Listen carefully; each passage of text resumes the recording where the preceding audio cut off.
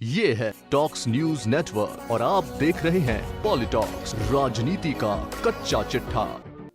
Wrestler Bajrang Punia और Paris Olympic में पदक से चूकी विनेश फोगाट अब अपनी सियासी पारी खेलने की तैयारी कर रहे हैं।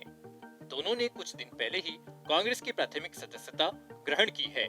इसके तुरंत बाद कांग्रेस ने विनेश फोगाट को जुलाना से हरियाणा विधानसभा चुनाव का टिकट थमाया है, जबकि पुनिया को बड़ी जिम्मेदारी संभालते हुए ऑल इंडिया किसान कांग्रेस का कार्यकारी अध्यक्ष नियुक्त किया है।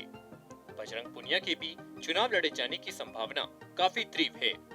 कांग्रेस दोनों रेसलर की पॉपुलैरिटी को हरियाणा विधानसभा चुनाव में बुनाना चाह रही है।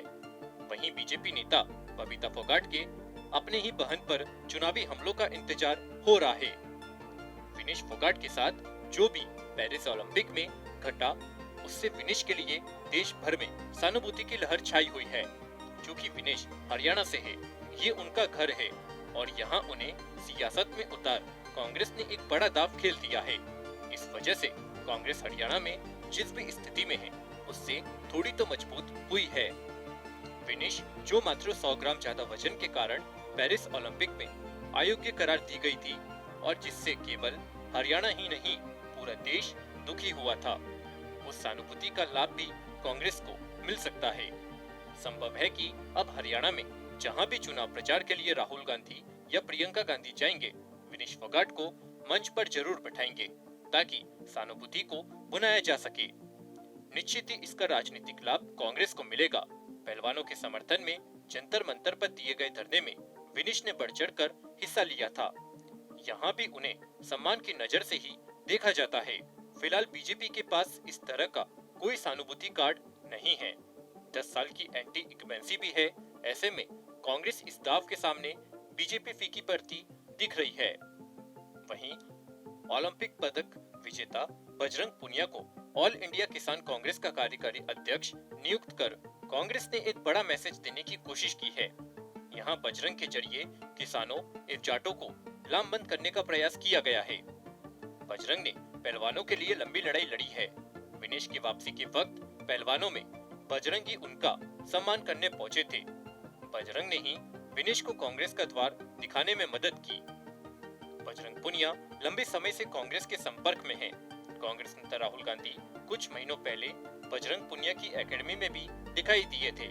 ऐसे में बजरंग के सहारे जाट वोटर्स को पाले में लाने की कोशिश की जा रही है।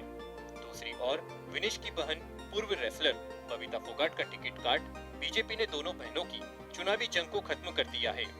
पूर्व में यही अंदेशा बना हुआ था कि मुकाबला बबीता बनाम विनेश में हो सकता है। हालांकि बबीता ने सोशल मीडिया पर विनेश के खिलाफ पारिवारिक जंग छेड़ रखी है। वहीं बीजेपी हरियाणा में जाट वोटों का बंटवारा करने पर आमादा है और यह संभव हो गया तो बीजेपी को हराना मुश्किल हो जाएगा। हालांकि महिला पहलवान साक्षी मलिक सहित अन्य पहलवान जो भी ब्रजभूषण शरण सिंह के खिलाफ आंदोलन में शामिल थे, वे अभी तक राजनीति से दूर है। लेकिन विनेश और बजरंग पुनिया से उन्हें कोई नाराजगी भी नहीं है।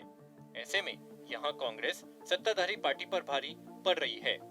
आंदोलन के वक्त जब देश की बेटियां सड़कों पर घसीटी जा रही थी, उस वक्त बीजेपी की महिला विधायकों एवं सांसदों के मुंह पर ताला बंद था। ये घटनाक्रम पूरे देश ने देखा। बबीता फोगाट उस वक्त भी इस आंदोलन से दूर रही थी। ऐसे में विनेश को हरियाणा की सियासी जंग में उतार कांग्रेस ने तुरुप का इक्का फेंका है, जिसका जवाब जुलाना में तो बीजेपी के पास शायद नहीं है। अब देखना ये होगा कि बजरंग पुनिया के जरिए किसानों एवं जाटों को लामबंद करने में कांग्रेस कितनी सफल रहती है।